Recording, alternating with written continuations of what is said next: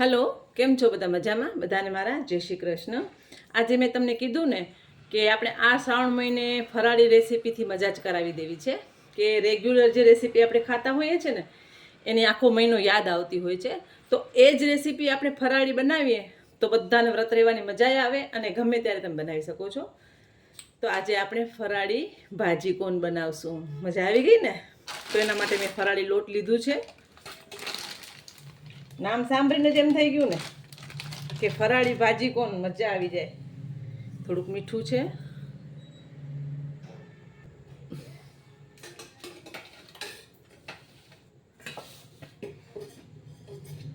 થોડુંક તેલ લઈ લઈએ। અત્યારે હું થોડું થોડું બતાવું છું, તમને જેટલી ક્વોન્ટિટી કરવી હોય એટલી તમે કરી શકો છો। પહેલાં આપણે લોટ બાંધી લઈએ અને લોટને રેસ્ટ કરવા આપીએ, પછી એનો મસાલાનો વઘાર કરશું અને પછી હું તમને મસાલો બતાવી દઉં કે શું શું મેં સામગ્રી લીધી છે। કારણ કે જરાક વાર લોટને રેસ્ટ મળી જાય ને તો લોટ એકદમ સરસ થઈ જાય છે।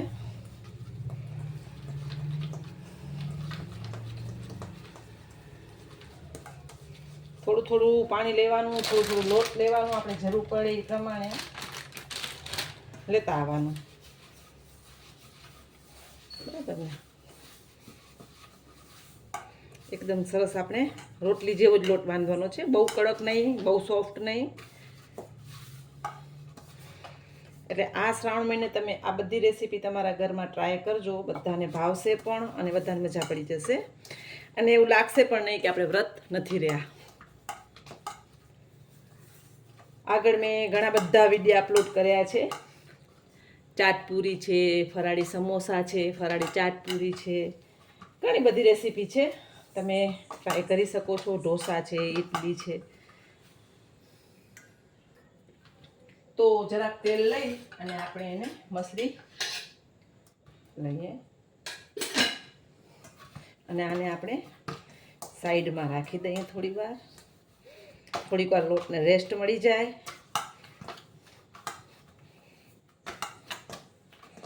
બરાબર, મજા આવે ને, નવી નવી રેસીપી હોય તો મજા આવી જાય ને।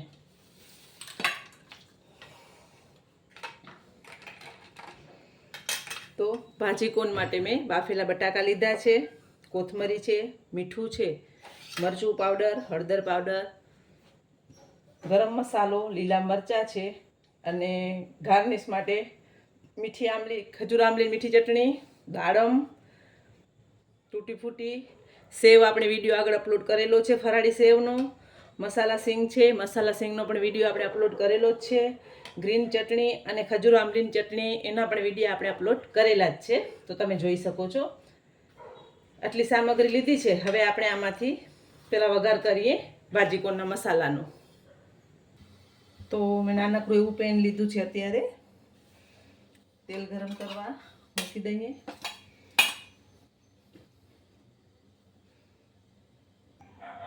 તો આપણું તેલ સરસ ગરમ થઈ ગયું છે, એટલે પહેલાં એમાં બટાકા નાખી દઈએ।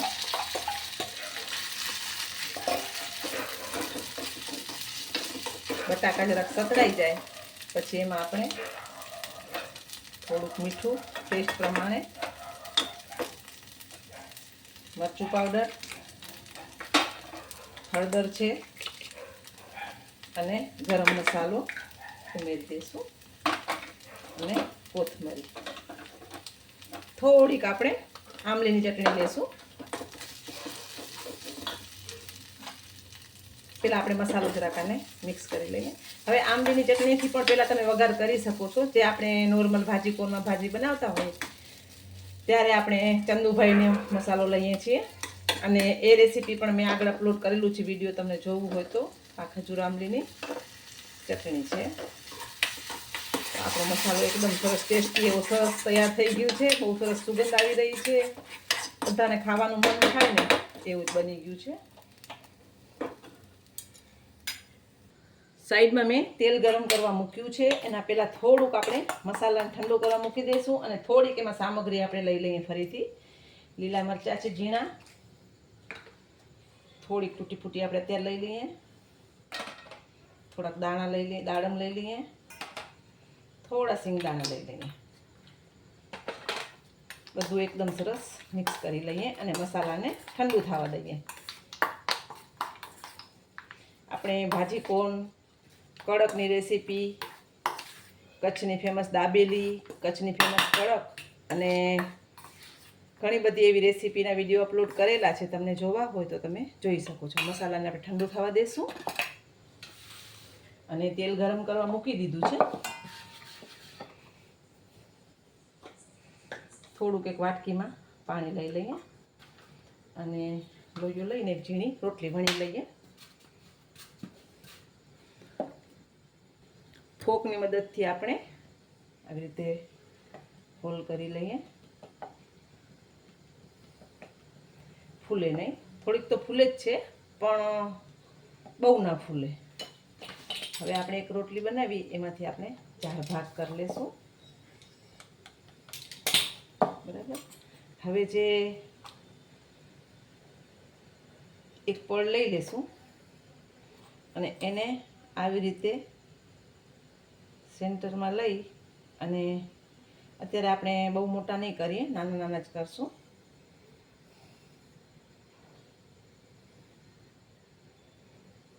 તમે જોઈ શકો છો એકદમ સરસ એવું સ્ટીક કરી લેવાનું છે. થોડુંક પાણીની મદદ લેવાની છે. પાણીની મદદથી ચીપકી જશે અને સરસ તળાઈ પણ જશે.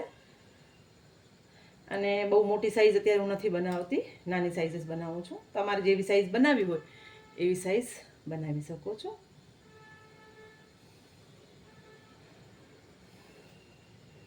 તો આપણે આ કોણ વારી લીધું છે.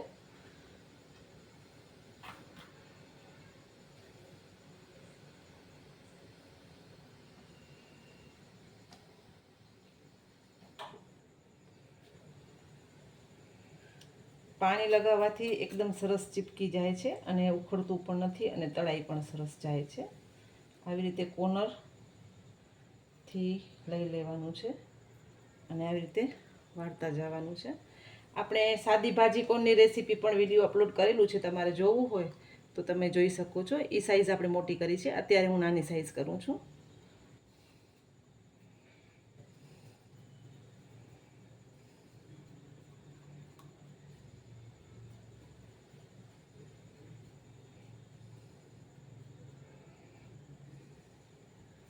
એકદમ સરસ પાણીથી સ્ટીક કરી લેવાનું છે અને તેલ ગરમ થાય તો આપણે તળી લઈએ. અને થોડુંક એવું લાગે તો ફોકની મદદથી આવી રીતે થોડુંક એને કાપા દઈ દઈશું. આપણું તેલ સરસ ગરમ થઈ ગયું છે તો આપણે કોણ તળી લઈએ. તો આપણે કોણને સરસ તળી લેશું.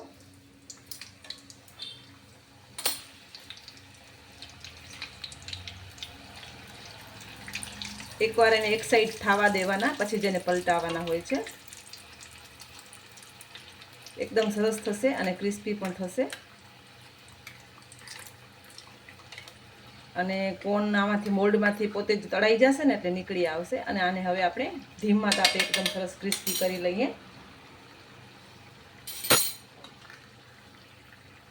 તળાશે ને એટલે પોતે નીકળી આવશે મોલ્ડમાંથી. તો તૈયાર છે આપણા ભાજી કોણ. એકદમ સરસ મજાના એવા ક્રિસ્પી એવા મોલ્ડમાંથી પોતે જ નીકળી આવે છે. તળાઈ જાય ને એટલે જુઓ ગરમ છે. જરાક ઠંડા થાય પછી આપણે મસાલો ભરીએ એમાં. તમે જોઈ શકો છો એકદમ ક્રિસ્પી થાય છે. તમને ખ્યાલ જ નહીં આવે કે કયા ભાજી કોણ છે, ઓલા છે કે ફરાળી છે. હવે આપણે એમાં મસાલો ભરી લઈએ.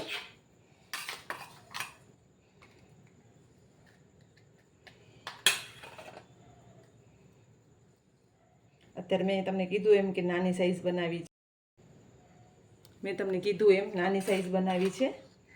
હવે આપણે એમાં ખજૂર આમલીની ચટણી, ગ્રીન ચટણી, તૂટી ફૂટી, દાડમ અને સિંગદાણા અને ઉપર આપણે ફરાળી સેવ કરી છે ને એ આપણે વઘારી દઈશું. તો તૈયાર છે આપણું ભાજી કોણ, ફરાળી ભાજી કોણ. અંદર મસાલો ભરતા જવાનું, કેમ કે મસાલામાં આપણે ચટણીને બધું ઉમેર્યું જ છે એટલે મેં પહેલાં ચટણી નથી ઉમેરી, પછી ઉપરથી લીધી છે.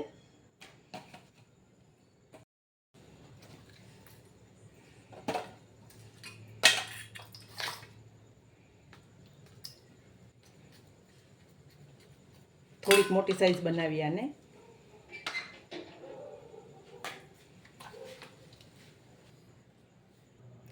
તો એકદમ સરસ એવા આપણા ભાજીકોન તૈયાર છે, ફરાળી ભાજીકોન. તો આ રેસીપી ચોક્કસ તમારા ઘરે બનાવજો. સરસ બને છે અને એકદમ ક્રિસ્પી થાય છે અને ખબર પણ નથી પડતી કે ફરાળી છે કે ક્યાં છે. તો આ રેસીપી તમારા ઘરે ચોક્કસ બનાવજો. બધાને મારા જય માતાજી.